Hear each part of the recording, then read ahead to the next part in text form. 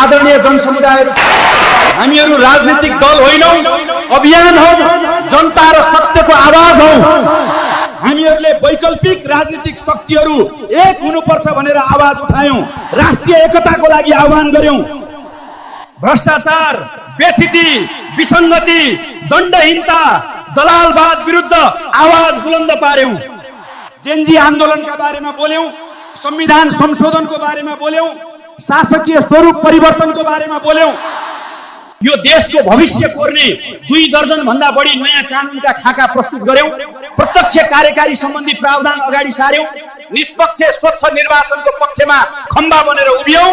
निर्वाचन सँगसँगै जनमत संग्रह हुनुपर्छ भनेर बहस छेड्यौं।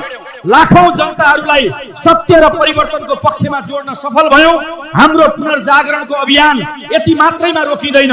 नयाँ च्याउसरी खोलेका दलहरूले पनि फागुन 21 पछिको समयलाई निकास दिन नसक्ने निश्चित भयो। तर जनसमुदाय नयाँ दल खोल्ने सबैलाई भोट दिनै पर्छ भन्ने हुँदैन।